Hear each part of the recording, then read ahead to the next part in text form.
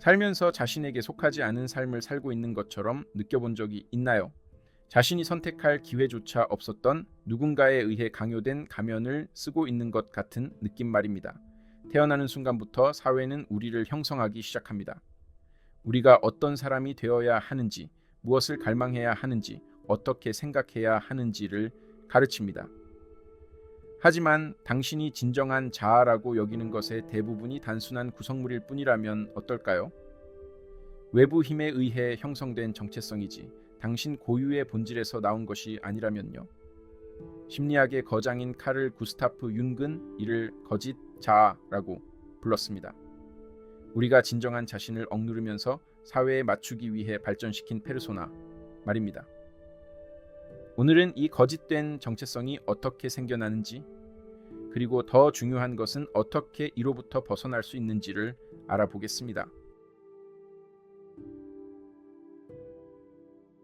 어릴 적 우리는 주변의 모든 것을 흡수하는 빈 캔버스와도 같습니다. 부모의 기대, 문화적 규범, 종교적 믿음, 사회적 가치 등 모든 것을 받아들입니다. 처음에는 이런 영향을 의심하지 않고 마치 우리가 숨 쉬는 공기처럼 당연하게 여깁니다. 하지만 진실은 이것이 자연스러운 것이 아니라는 점입니다. 그것들은 세대에서 세대로 전달되며 사회가 받아들일 만하다고 여기는 모습으로 우리를 형성합니다. 한번 생각해 보세요. 성공, 사랑, 행복에 대한 당신의 믿음 중 몇 가지가 정말로 당신 자신의 것인가요? 좋은 삶이 어떤 모습인지 스스로 결정한 적이 있나요? 아니면 다른 사람이 그려준 그림을 단순히 받아들인 것인가요?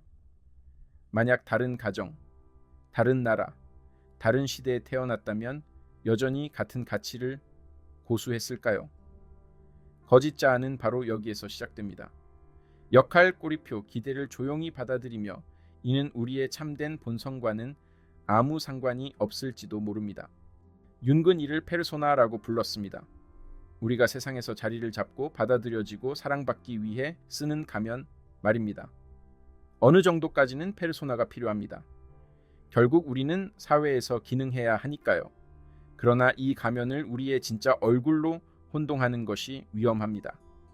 외적인 페르소나에 완전히 동일시되면 우리는 우리의 가장 내면적인 자아, 조건화된 층 아래에 숨겨진 더 깊은 본질과의 연결을 잃게 됩니다. 하지만 우리가 오로지 이 거짓 자아를 통해 살아간다면 어떤 일이 일어날까요? 두려움, 불만, 무엇인가가 결여된 듯한 끊임없는 느낌. 비록 우리가 겉보기에 모든 것을 가지고 있는 것처럼 보일지라도 당신도 한 번이라도 자신이 어떤 역할을 연기하며 자신이 쓰지 않은 대본의 대사를 외우고 있는 것처럼 느껴본 적이 있나요? 이것이 우리가 우리의 진정한 본성을 부정할 때 치르게 되는 심리적 대가입니다. 융은 우리가 진정한 자아를 억누르는 것이 내적인 갈등으로 이어진다고 믿었습니다. 페르소나에 맞지 않는 우리의 욕망, 두려움, 고유한 개성은 사라지지 않고 무의식 속으로 억압되어 융이 그림자 자아라고 부른 것을 형성합니다. 우리가 억압하면 할수록 더 많은 투쟁이 일어납니다. 우리는 성공, 관계 또는 물질적 풍요를 추구하며 그들이 그 공허함을 채워줄 것이라고 희망할지도 모릅니다. 하지만 깊은 내면에서는 뭔가 잘못됐다는 것을 느낍니다. 사회가 행운의 상징으로 간주하는 모든 것을 성취한 사람들을 생각해 보십시오. 예를 들어 명망 있는 직업, 재정적 안정성, 사회적 인정 등 모든 것을 갖추었음에도 불구하고 여전히 허무함을 느끼는 사람들 말입니다. 이것이 바로 거짓된 자아의 작용입니다. 그것은 우리를 끊임없이 움직이게 하고 노력하게 하고 성과를 내게 하지만 결코 진정한 휴식을 허락하지 않습니다. 우리가 이를 직시하지 않는다면 언젠가 눈을 떠서 진정으로 우리의 삶이 아닌 삶을 살았다는 사실을 깨닫게 될 위험에 처하게 됩니다. 그렇다면 우리는 어떻게 탈출할 수 있을까요? 첫 번째 단계는 바로 자각입니다. 우리가 보지 못하는 감옥에서 벗어날 수는 없습니다. 먼저 자신이 물려받은 신념들을 되짚어 보십시오. 이것이 정말 내가 원하는 것인가? 이 믿음이 나의 내적 진실과 일치하는가? 아니면 그저 아무런 의문 없이 받아들인 것인가? 라고 질문해 보아야 합니다. 윤근 개성화의 중요성을 강조했습니다. 이는 사회적 조건화를 넘어서 진정한 자신이 되기 위한 평생의 과정입니다. 이를 위해서는 깊이 있는 자기 탐구가 필요합니다. 그것은 기대의 소음 속에서 묻혀있던 조용한 내면의 목소리를 듣는 것을 의미합니다. 또한 불편함을 받아들이는 것을 의미합니다. 왜냐하면 진실은 종종 우리를 불편하게 만들기 때문입니다. 당신의 진정한 자아와 다시 연결되기 위한 가장 강력한 방법 중 하나는 내적 대화를 통해 이루어집니다. 일기 쓰기, 명상 혹은 자기 자신과의 솔직한 대화를 통해 말입니다. 스스로에게 이렇게 물어보십시오. 내가 무엇이 되어야 한다고 들은 모든 것을 없앤다면 나는 어떤 사람이 될까? 이 질문에 대한 답은 즉시 떠오르지 않을 수도 있지만 자기 탐구의 매 순간은 거짓 자아의 영향을 약화시킵니다. 진정한 자아로 돌아가는 것은 사회를 완전히 거부하거나 모든 책임을 회피하는 것을 의미하지 않습니다. 그것은 통합의 문제입니다. 세상을 마스터하면서도 자신을 잃지 않는 것, 침묵되었던 내 안의 부분들을 다시 되찾아 숨을 쉴 수 있게 해주는 것을 뜻합니다. 어느 날 아침 눈을 떠서 자신이 더 이상 누구에게도 증명할 필요가 없다는 것, 자신의 가치는 외부의 인정에 매여 있지 않다는 것을 깨닫는다고 상상해 보십시오. 당신이 그저 존재할 수 있다는 것, 이것이 바로 진정한 자유의 핵심입니다. 융의 지혜는 우리에게 자각이 자유로 가는 열쇠라고 가르쳐 줍니다. 거짓 자아가 단지 역할이자 구성물에 불과하다는 사실을 깨닫는 순간 더 큰 가능성이 열립니다. 즉, 진정으로 나 자신이 되는 삶의 시작점을 발견하게 되는 것입니다. 그리고 아마도 그것이야말로 진정한 삶이 진정으로 시작되는 지점일 것입니다. 그림자는 태어난 것이 아니라 어린 시절에 형성됩니다. 어린 시절 우리는 여과 없이 모든 감정을 자유롭게 표현합니다. 그러나 시간이 지나면서 우리는 어떤 감정은 좋고 다른 감정은 나쁘다는 것을 배우게 됩니다. 특정한 방식으로 행동하면 칭찬을 받고 그렇지 않으면 부끄러움을 겪습니다. 분노를 드러내는 아이는 꾸중을 듣고 지나치게 우는 아이는 참으라고 지시받습니다. 권위의 질문을 던지는 아이는 어렵고 까다로운 아이라고 낙인 찍히게 됩니다. 시간이 흐르면서 우리는 사회가 제시하는 틀에 맞지 않는 부분을 잘라내며 적응해 나갑니다. 분노는 사라지지 않고 단지 억눌립니다. 슬픔은 없어지지 않고 억지 미소 뒤에 숨겨집니다. 자유와 반항에 대한 욕구도 사라지지 않고 조용한 분노로 변모합니다. 이러한 억눌린 모든 부분이 바로 윤기 그림자라고 부른 것을 형성합니다. 우리가 부정하지만 절대로 완전히 벗어날 수 없는 우리 자신의 일부입니다.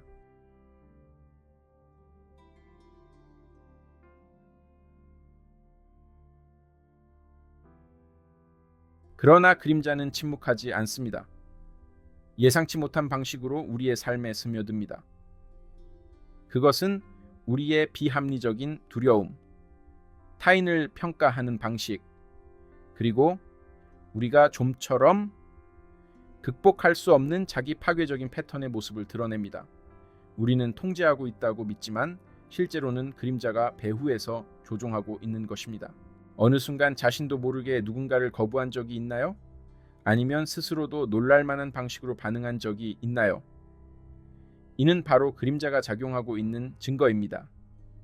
그것은 숨겨진 곳에서 번성하며 우리의 감정, 인간관계, 그리고 결정에 영향을 미칩니다. 우리가 알아채지 못하는 사이에 말이죠. 그리고 그것을 부정할수록 점점 더 강력해집니다. 하지만 방법은 있습니다. 윤근 진정한 자기 인식을 향한 길이 그림자를 제거하는 것이 아니라 통합하는 것에 있다고 믿었습니다. 목표는 순수하거나 완벽해지는 것이 아니라 완전해지는 것입니다. 이는 자신이 회피해온 부분과 마주하는 것을 의미합니다. 나는 무엇을 부끄러워하는가? 나는 내 안에 어떤 부분을 억누르고 있는가? 와 같은 질문을 스스로에게 던지는 것이죠. 그리고 이러한 면들을 외면하지 않고 빛 속으로 끌어내는 것을 의미합니다. 당신이 그림자를 통합하면 강력한 변화가 일어납니다. 더 이상 무의식적인 힘에 의해 통제되지 않을 것입니다. 두려움을 다른 사람에게 투영하는 것을 멈출 것입니다. 당신은 더욱 진실해지고 더욱 자유로워질 것입니다. 진정한 강함은 부정을 통해 얻어지는 것이 아니라 두려움 없이 자기 자신과 온전히 마주하는 용기에서 비롯됩니다. 이것을 실천하기 시작하면 더 큰 무언가를 해방시키는 여정을 시작하게 됩니다. 그것은 바로 개별화, individuation의 길, 진정한 자아로 거듭나는 과정입니다. 우리가 태어난 순간부터 우리는 특정한 대본을 부여받습니다. 그것은 우리에게 어떤 역할을 해야 하는지, 무엇을 믿어야 하는지, 어떤 기대에 부응해야 하는지를 말해주는 일련의 고정된 지침입니다. 우리는 어울리기 위해 가면을 쓰고 사회적 규범에 맞지 않는 부분들을 억누르며 자유롭게 선택한다고 착각하는 환상 속에서 살아갑니다. 하지만 이 모든 조건화의 밑바닥에는 더 깊은 무언가가 존재합니다. 그것은 바로 세상에 나올 준비가 된 참된 자아입니다. 칼 융은 이 참된 자아를 발견해가는 과정을 개별화, individuation라고 불렀으며, 이는 우리 자신 안의 모든 측면, 빛과 어둠, 익숙한 것과 숨겨진 것을 통합해가는 평생의 여정입니다. 개별화란 일반적인 의미의 자기 개선이 아닙니다. 더 나은 사람이 되려는 것이 아니라 진정한 자아가 되려는 것입니다. 하지만 이 여정은 결코 쉽지 않습니다.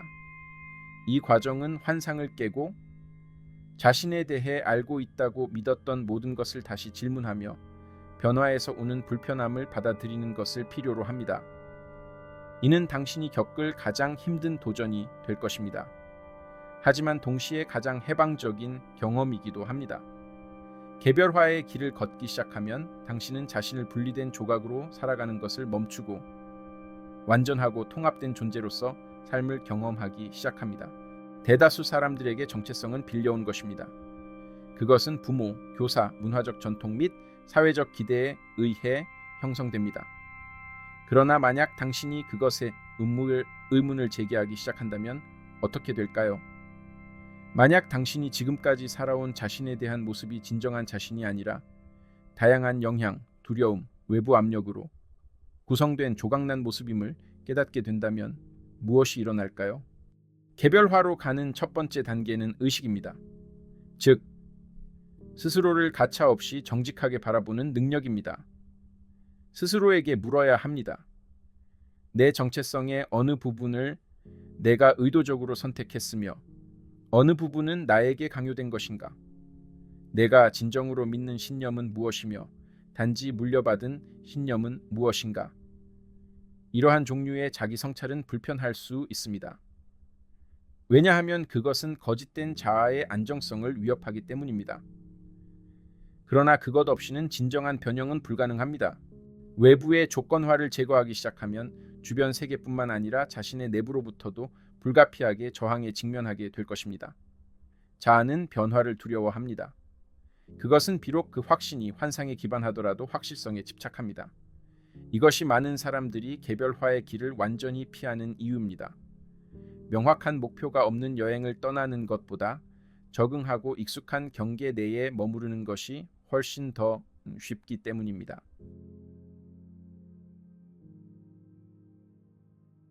하지만 기꺼이 위험을 감수하려는 사람들에게는 보상이 매우 큽니다.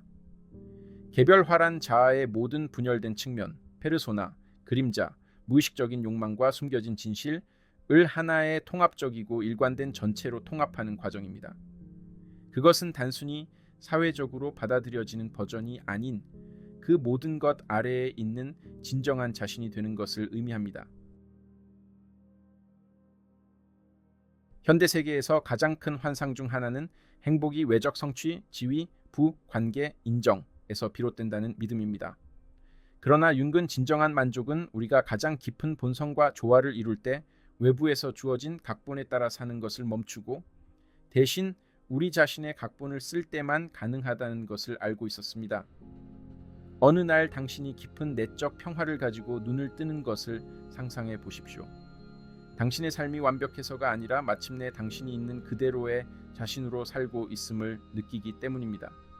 가면도 변명도 가짜 정체성도 아닌 단지 당신의 거짓 없는 진정한 모습을 말입니다.